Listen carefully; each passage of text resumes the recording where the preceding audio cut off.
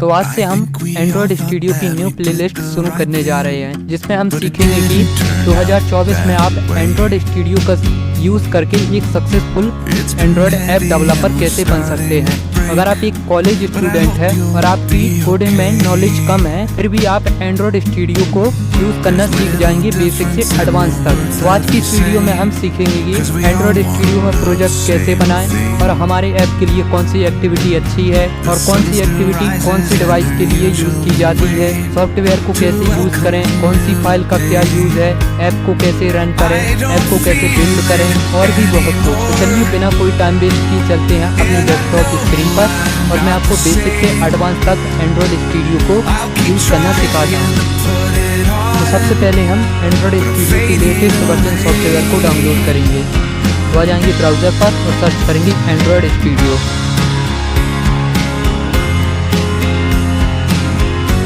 उसके बाद Android studio की ऑफिशियल साइट पर चले जाएंगे। उसके बाद डाउनलोड एंड्रॉयड स्टूडियो पर क्लिक करेंगे। अब यहाँ से हमें कुछ टर्म्स एंड कंडीशंस को एक्सेप्ट करना होगा। स्क्रॉल डाउन करेंगे और यहाँ टिक पर क्लिक करेंगे और यहाँ डाउनलोड एंड्रॉयड स्टूडियो पर क्लिक करेंगे।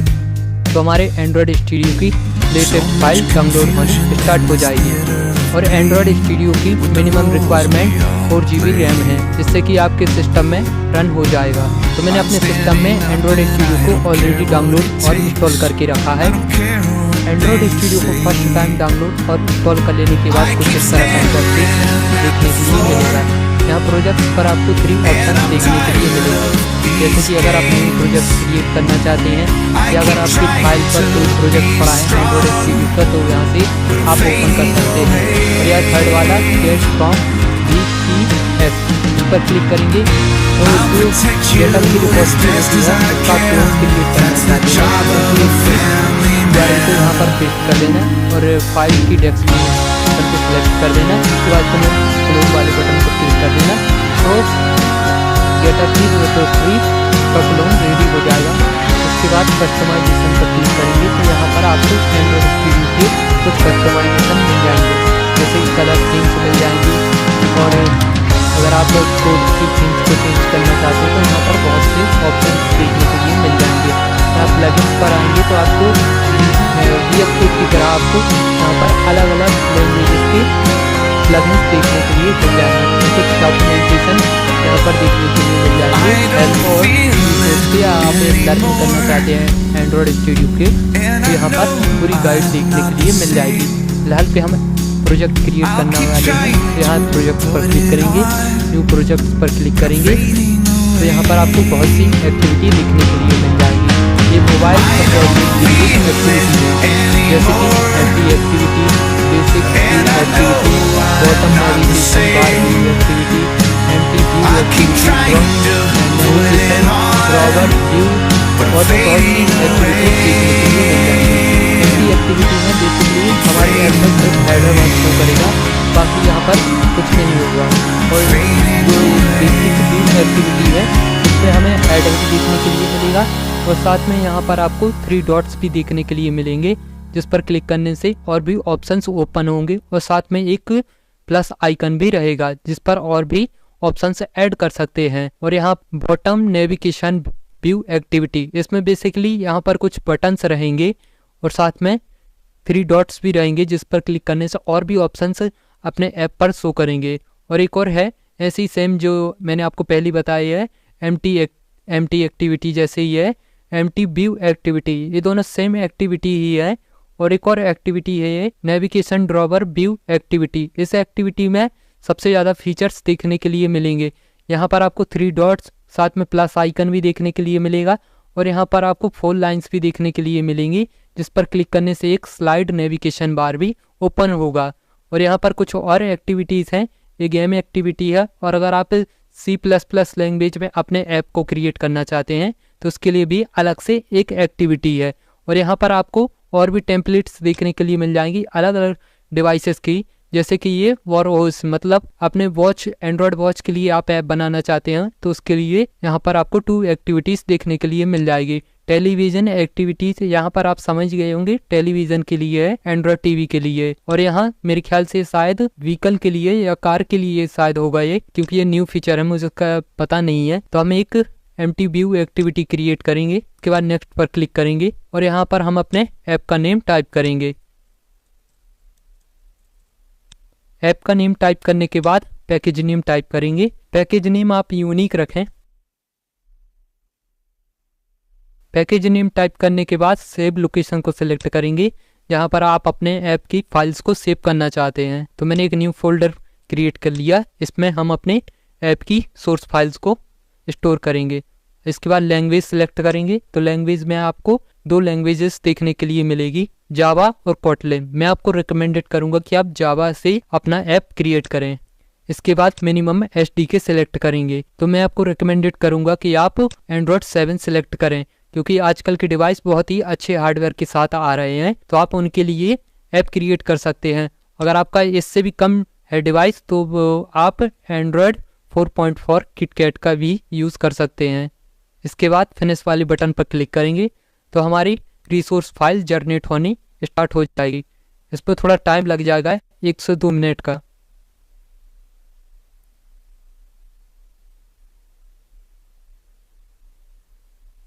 तो हमारी एंड्रॉयड स्टूडियो की सारी फाइल्स जनरेट हो जाने के बाद कुछ इस तरह का इंटरफेस देखने के लिए मिलेगा।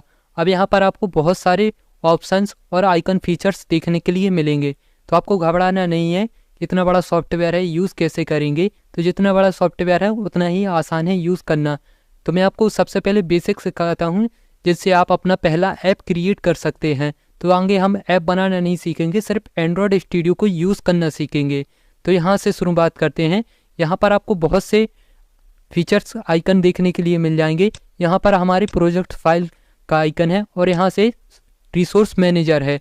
यहाँ पर हमें वो रिसोर्स दिखाए जाएंगे जो कि हम अपने ऐप में यूज़ करेंगे। अगर आपने कोई आइकन, PNG या किसी भी प्रकार का एलिमेंट यूज़ किया तो वो यहाँ पर शो करेगा, और यहाँ पर कलर्स शो करेंगी जो भी आपने अपने ऐप में यूज़ किए हैं। और साथ में लेआउट्स भी रहेंगी, जैसे कि मैंने आपको बताया था एक्टिविटीज़ रहती हैं, empty activity, draw activity, bottom navigation bar activity. तो यहाँ पर वो एक्टिविटी शो करेंगे और यहाँ पर माइंड मैप शो करेगा जो कि आइकन है हमारे ऐप का। अब यहाँ साइड पर आएंगे तो आपको कुछ और आइकन्स देखने के लिए मिलेंगे। फर्स्ट है हमारा बिल्ड।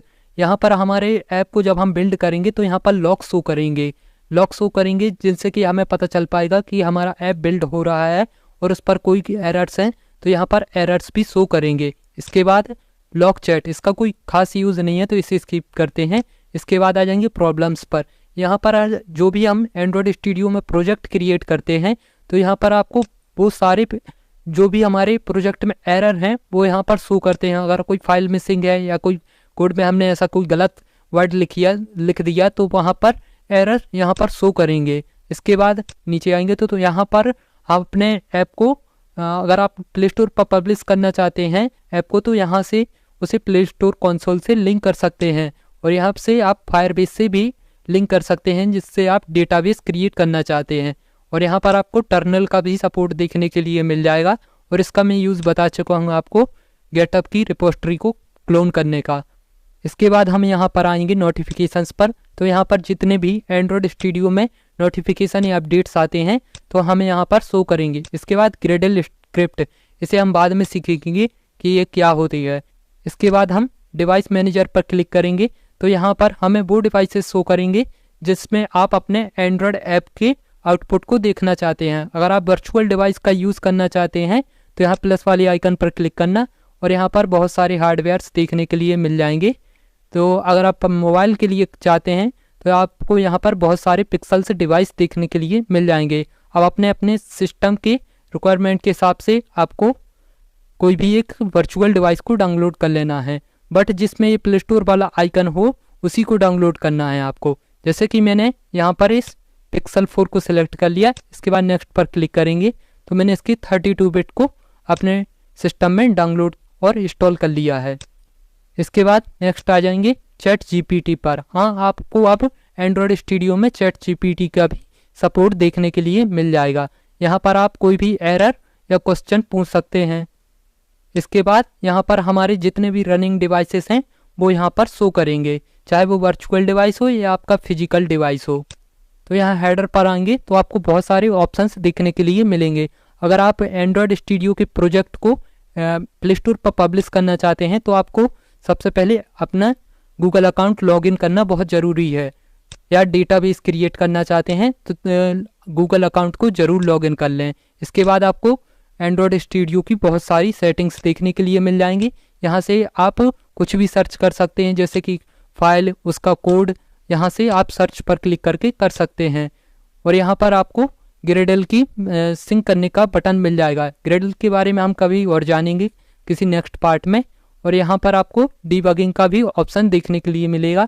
अगर आप अपने फाइल पर मॉड्यूल क्रिएट करना चाहते हैं तो इस पर वन क्लिक पर आप मॉड्यूल क्रिएट कर सकते हैं। अब यहाँ पर हमें अपने ऐप की रन करने के कुछ फीचर्स देखने के लिए मिल जाएंगे, जैसे कि अगर आप डीबगिंग में अपने ऐप को रन करना चाहते हैं तो यहाँ पर क्लिक करके कर सकते हैं। अगर आप रन करना चाहते हैं तो यहाँ पर क्लिक करके कर सकते हैं।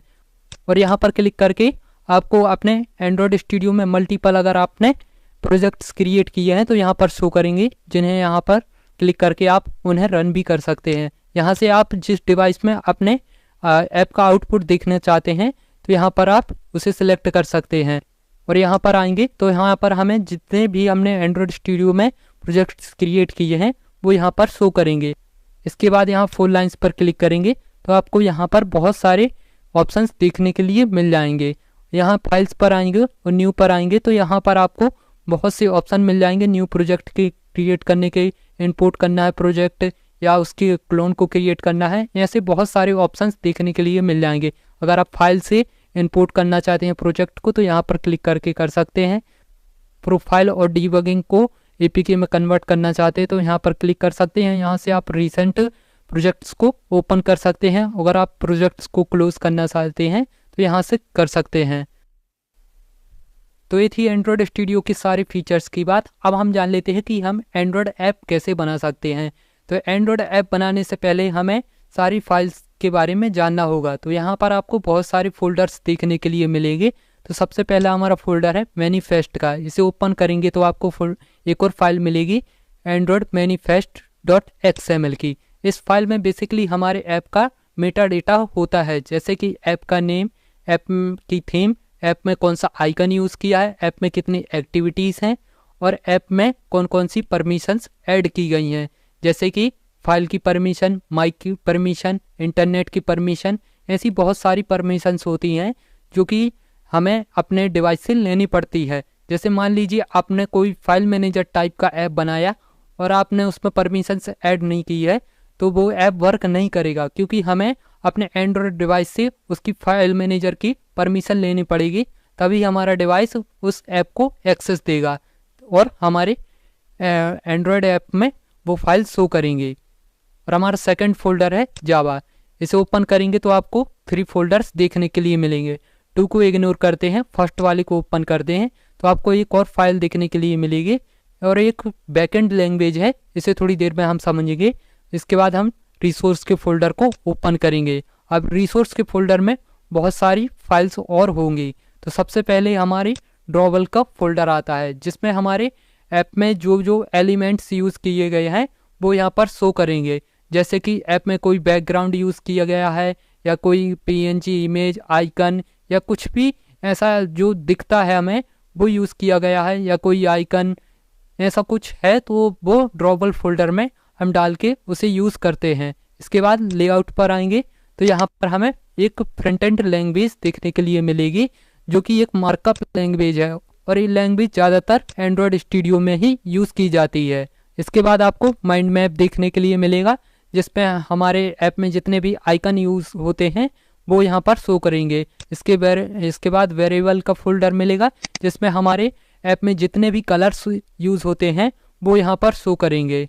उसके बाद हमारे ऐप का नेम यहाँ इस फाइल में देखने के लिए मिलेगा। यहाँ पर जो भी हम नेम टाइप कर देंगे तो हमारे ऐप का नाम हो जाएगा। तो अभी ऐप बनाने के लिए सिर्फ हमें 2 फाइल्स की ही ज़रूरत है, एक्टिविटी main.xml और मेन एक्टिविटी की। बाकी सारी फाइल्स को बंद कर देते हैं। तो सबसे पहले हम जान लेते हैं एक्टिविटी main.xml की। तो ये रिसोर्स की लेआउट फोल्डर में होती है। और मेन एक्टिविटी डॉट जावा, इस जावा की फर्स्ट फोल्डर में ही आपको ये फाइल देखने के लिए मिल जाएगी। एक्टिविटी मेन डॉट XML एक फ्रंट एंड और मार्कअप लैंग्वेज है, जैसे कि HTML है। और मेन एक्टिविटी डॉट जावा एक बैकएंड लैंग्वेज है जो कि फ्रंट एंड में लॉजिक ऐड करती है। मान लीजिए अगर मैंने अपने ऐप में कोई बटन ऐड किया, ये मैंने अपने बटन ऐड कर लिया ऐप पर। अब इस पर मैं कितना भी क्लिक कर लूँ, अगर मैंने इस पर बैकएंड ऐड नहीं किया है, मतलब कोई लॉजिक ऐड नहीं किया है, तो ये बटन वर्क नहीं करेगा। तो बैकएंड का काम हमारा मेन एक्टिविटी डॉट जावा में होता है। अगर आपको उदाहरण नहीं समझ में आया तो मैं आपको एक और उदाहरण से समझा देता हूँ। ये है HTML कोड। अभी इसे आप एक्टिविटी मेन डॉट XML समझ लीजिए। अभी इस पर मैंने एक बटन क्रिएट किया है और इस पर कोई भी बैकएंड लैंग्वेज यूज नहीं की है। अब इस पर मैं कितना भी क्लिक कर लूँ पर कुछ नहीं होगा। अगर मैं इस पर बैकएंड ऐड कर देता हूँ, अब मैं क्लिक करूँगा इस बटन पर, तो आप देख सकते हैं हमारी बैकएंड वर्क करेगी। तो मैं ही आपको समझाना चाह रहा था कि जब तक हमारे मतलब कोई भी एलिमेंट में बैकएंड ऐड ना हो तो उस पर कोई लॉजिक नहीं काम करता है। और जो मैंने बटन ऐड किया है उसे आप कस्टमाइज भी यहाँ से कर पाएंगे। और अपने ऐप को बनाने के लिए आपको यहाँ पर बहुत सारे एलिमेंट्स भी देखने के लिए मिल जाएंगे, जिन्हें आप ड्रैग एंड ड्रॉप भी कर सकते हैं। जैसे कि मैंने यहाँ पर एक बटन ले लिया और अपने फ्रंट एंड लैंग्वेज पर आएंगे तो एक फ्रंट एंड की एक्टिविटी क्रिएट हो गई है। अब इसकी आप हाइट, विड्थ, मार्जिन सब कुछ चेंज कर सकते हैं बहुत ही इजीली।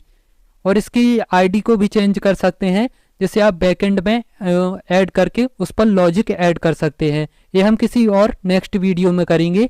और उस पर जो भी आप कंटेंट लिखना चाहते हैं तो यहाँ पर लिख सकते हैं। जैसे कि यहाँ पर अभी बटन लिखा है तो मैं अभी कुछ और लिख देता हूँ। जैसे कि मैंने बटन की जगह पर नेम टाइप कर दिया। अब मैं वापस से बटन पर आऊँगा तो यहाँ पर आप देख सकते हैं यहाँ पर नेम टाइप हो गया। और अगर आप अपने ऐप का आउटपुट देखना चाहते हैं तो यहाँ डिवाइस मैनेजर पर आएंगे और अपने वर्चुअल डिवाइस को स्टार्ट कर लेंगे। तो हमारा वर्चुअल डिवाइस स्टार्ट हो रहा है, तो हमारा वर्चुअल डिवाइस ऑन हो गया है। इसे अलग से विंडो में ओपन कर लेते हैं। अब अपने ऐप का आउटपुट देखने के लिए यहाँ डीबगिंग पर क्लिक करेंगे तो हमारा ऐप बिल्ड होकर अपने वर्चुअल डिवाइस में रन होना स्टार्ट हो जाएगा। तो हमारा ऐप यहाँ पर आप देख सकते हैं बिल्ड होना स्टार्ट हो गया है। तो थोड़ा वेट कर लेते हैं। तो हमारे एंड्रॉयड ऐप का आउटपुट हमारे वर्चुअल डिवाइस में शो कर रहा है। अब और ऐप बनाने के बारे में हम पार्ट 2 में जानेंगे। तो बस आज के लिए इतना ही। अगर आपको वीडियो इन्फॉर्मेटिव लगी हो तो प्लीज़ लाइक के बटन को दबाना ना भूलें। और ऐसे ही और कंटेंट देखने के लिए सब्सक्राइब जरूर करें।